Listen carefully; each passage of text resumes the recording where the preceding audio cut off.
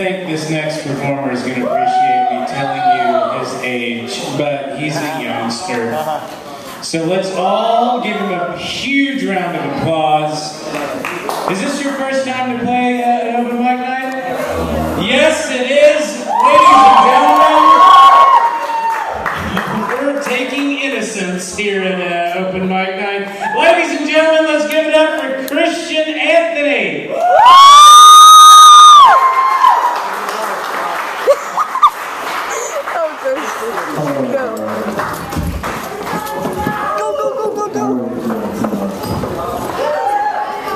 I wish I could see your faces. I can't.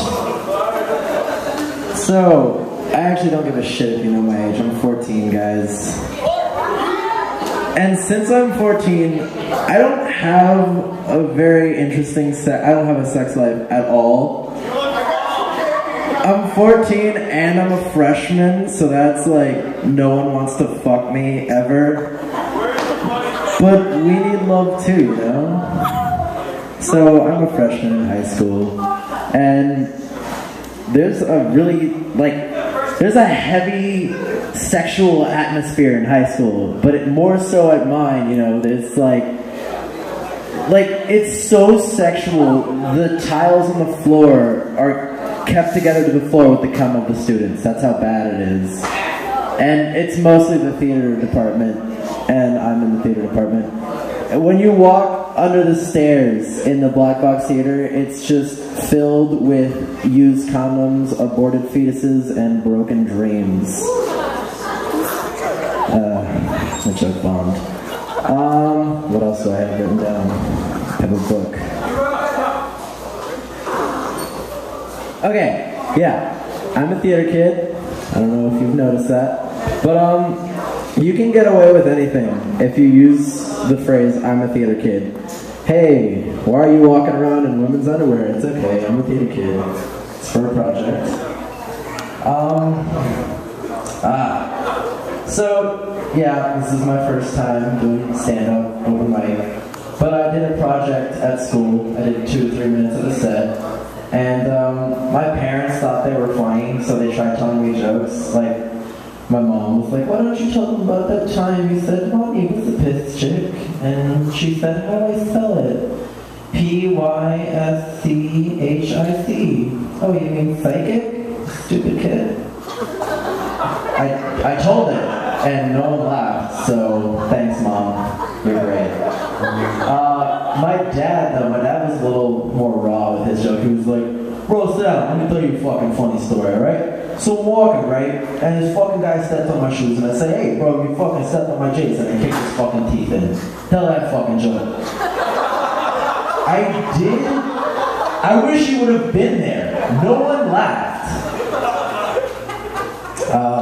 So my parents have lived a hard life, you know. My dad he was living in New York during the 9/11 attack, so he witnessed it from his office seat. And he had to walk from Manhattan to Queens that day, and that's like walking from the Galleria to Katy. And when he got home, he told me what happened, and it just felt so bad for him because he looked down at his shoes and he said, man, my fucking J's are ruined. So, what? So, my mom's white and my dad's Colombian. Well, she's not white, she's Cajun, which is like dirty French. And the discipline in those two ethnic groups are like really different, you know? With Dad, it's like, no, I won't, Dad. Oh, really? I'll fuck you up! Fucking eat your rice! And you'll like it. When I was growing up, if I got rice, I'd eat it. You guys aren't drunk enough yet to laugh. But with Mom, you know, with Mom, son, I went to half price today, okay? I went to half price and I bought you a book. And we're gonna read it. It's on discipline. We're gonna read it together and we're gonna figure it out. I'm sorry. I shouldn't talk to you like that. I love you, okay? Sorry I had to think like that. It's funny if you know it. Since we're on, my mom's a woman, by the way, in case you guys didn't know. And women, you know, from what I've seen, women are fucking weird. It's crazy the shit that women can get away with socially that men can't. You know, like, you're at a bar like this and you see, like, the really fat, ugly bitch with, like, a tank top and her fat hanging out. And she orders the most expensive drink and he's like, alright, that'll be like $10.50, I don't know how much drinks are. And he's like, that'll be $10.50, and she's just like, okay, hold on a second, let me reach inside of my bra and just grab my money, and she puts it out and puts it on the counter, and it's sweaty tit money, and she expects you to pick it up. But if a guy pulled that shit, that would not fly. Like, give me that drink, that'll be $3.50, alright, let me just reach them both. 1, 2, dick. Alright, we're good. Alright, there you go. It's sweaty ball money and there's a pube in it. And that wouldn't work. I'm going to talk about 3 different types of women. White women, black women, and Korean women. White women are... I hate when... Are there any white ladies in the crowd? Say... Yeah, fuck you guys.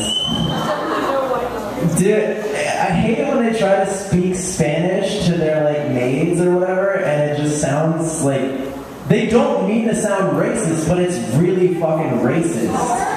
Like, I was watching this lady, I was eating at a restaurant, and I was watching this lady, and she had a Mexican lady, or her name was Maria, I guess, and she was with her kids, and she was like, Maria, cuando llegamos a la casa, necesito que pones la carne en el horno porque mi marido... Too much credit! I'm not finished. Porque mi marido viene a las 4:30 y él va a tener... They get us mixed up with Italians. Él va a tener muchísimo hambriento. Y también los niños tienen caquita en su cola, so limpie eso, por favor. Gracias. Shut up. White women. Black women. I love black women. They have trust issues. Are there any black ladies in the house? Yeah? Have you ever heard them on the phone? They don't trust anyone. No one uses the phone. It's 2000. They what? No she didn't. They are hard of hearing. They in. Thank you for laughing at that. So I was at Luby's for this joke. I was sitting there and I was enjoying the Luby's dinner because I'm poor. And there was this old black lady. Can I say black or is it African American? I don't know. Black. She was black and she was sitting there in a wheelchair and she had an eye patch and she was sitting there with this younger black guy. I assumed it was her grandson. And he went to the bathroom, and he was gone for a really long time. I didn't know what he was doing. I didn't even know if he was grooming himself or what was going on. But he was gone for a long time, and the lady was just sitting there and just looking around like she didn't know what was going on. And, I thought, oh, maybe I should help that lady because, she can't move. She's in a wheelchair. And in the split second, I thought that, and she made eye contact with my eyes. It was like, I thought that, and then she said she said the weirdest thing. She was like, what the fuck you looking at, you crack-ass motherfucker? True story. And, at first I was like, oh, she called me a cracker. But then I felt bad. I was like, oh, she probably has dementia or Alzheimer's. But then I thought, no, she's probably been waiting to say that to white people since like 1962.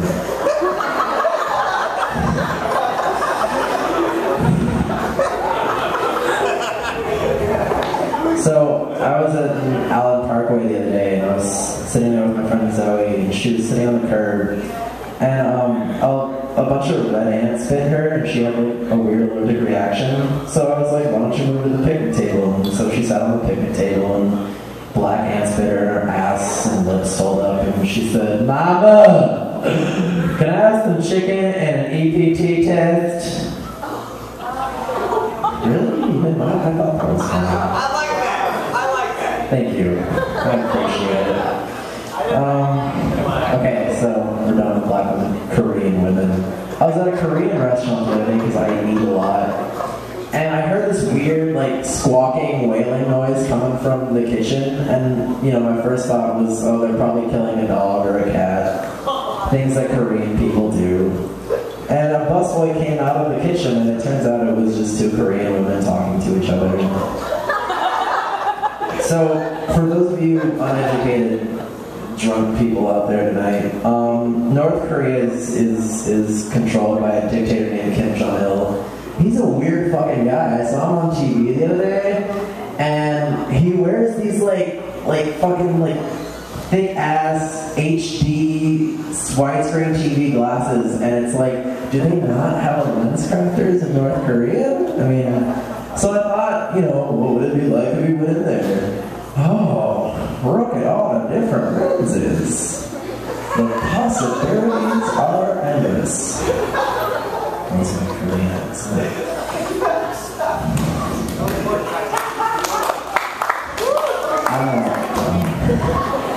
So, I think about Hitler a lot.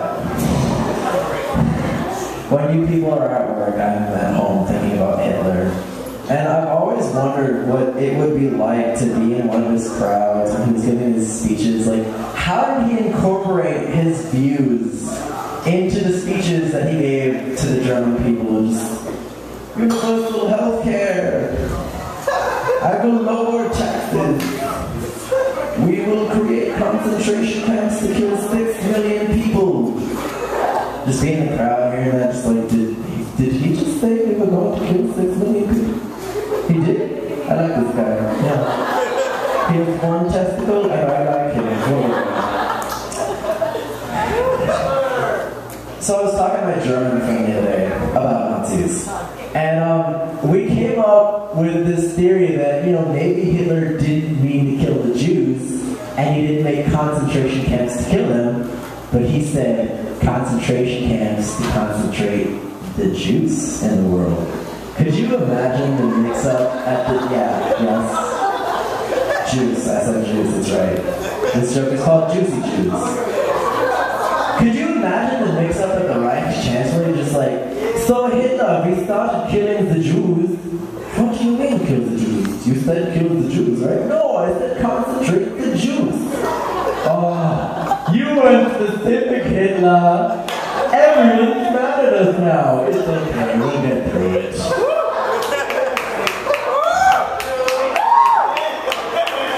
Yeah. That's it. Thank you.